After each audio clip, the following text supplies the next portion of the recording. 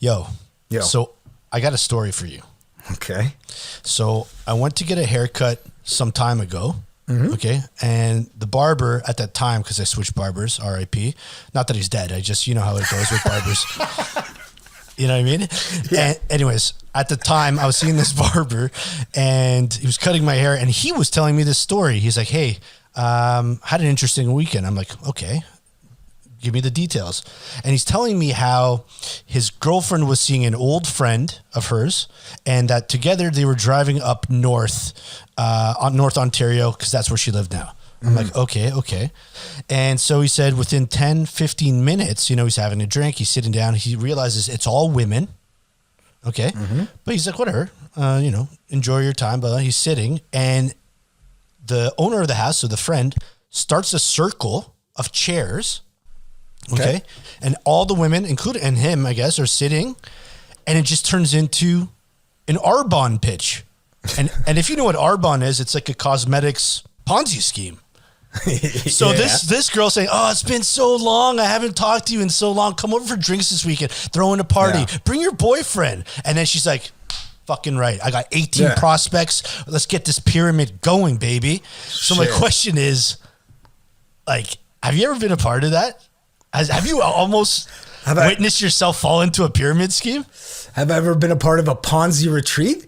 Yeah. Like that was like the way that they were phrasing it. They're like, you know, maybe get everybody to like to do ayahuasca and then get them all to buy a bunch of cosmetics.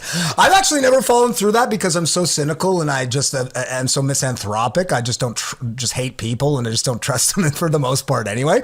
Though I have seen a lot of people fall into that. Even some people we know have been involved in various forms of these things.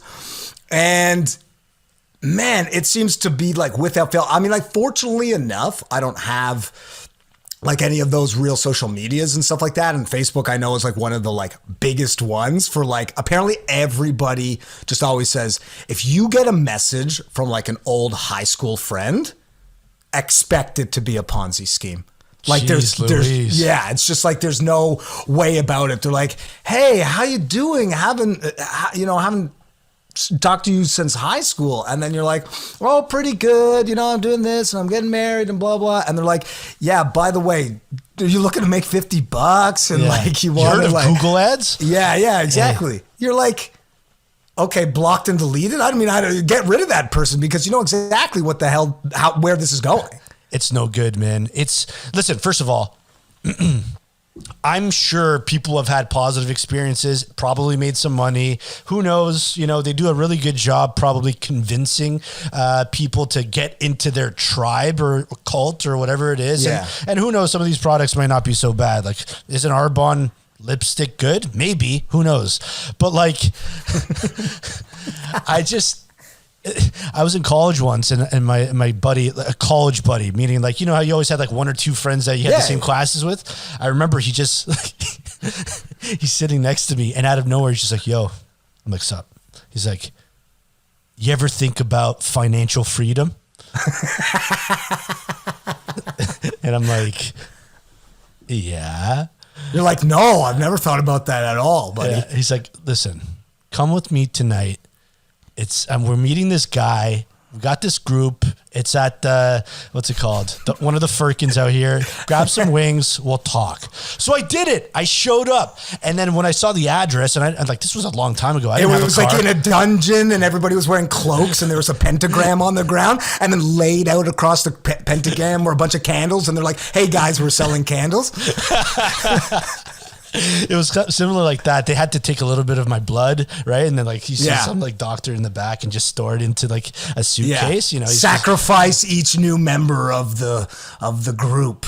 Oh yeah, exactly. Anyway, so I had to take the bus to like Donlands or something. If y'all are from Toronto, it ain't fun. If you live in the city, the bus there. No one's trying to take the bus there. It was a huge mistake. Anyways, we show up there. I meet the group, and then within 5 minutes, I caught on. I can't believe I was so stupid. I'm like, you guys are getting hustled, right? And they're all talking about financial freedom. We're going to get rich. We're going to get fucking rich. Woo! We don't need to fucking finish school. We're in a fucking pyramid scheme. That's it. And like, I left. And like, I remember the guy gave me these eyes like, you're trying to fuck up my whole operation. You know what I mean? And that's when I learned, I'll get a real job. Well, but that's one of those things, right? It's like it's all about like get rich quick schemes for these people, right? Or because I would assume that most of these people, and I don't want to generalize too hard because, everybody's got their own trials and tribulations, but for the most part, they probably don't have that work ethic ingrained in them for a normal job, because they see the sort of glamour of potentially maybe this guy who is like offering it up and being like, yo, be a part of the club. He's got a nice car, this and that. And they're like, oh yeah, I'm going to do that. And I'm going to get rich and blah, blah, blah.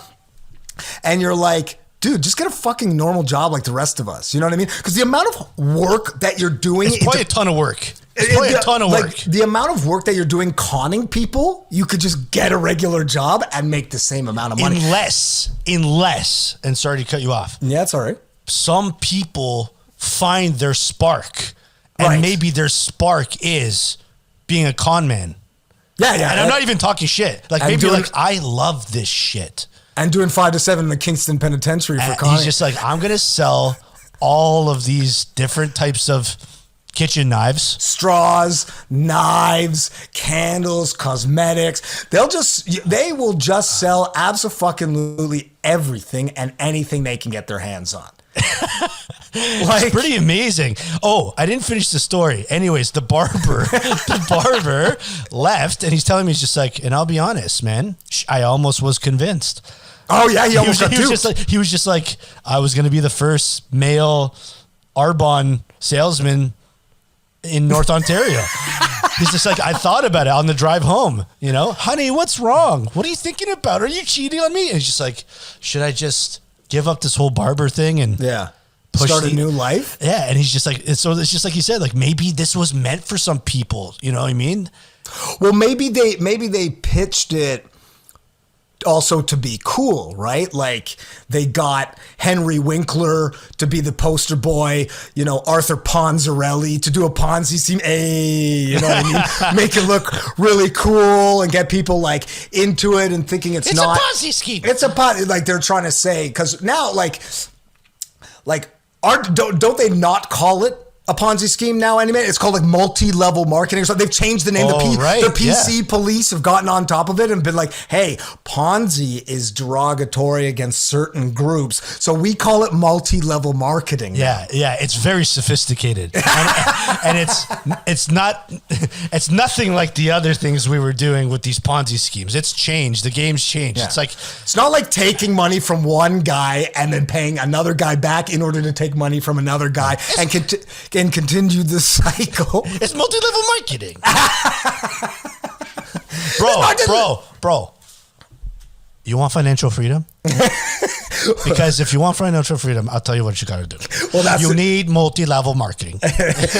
Well, that's the thing is that they got, it was offensive to all the Italians. They're like, yo, bro, why you calling it a Ponzi scheme? What, do I look like some Ponzi? What, do I look like a Ponzi to you?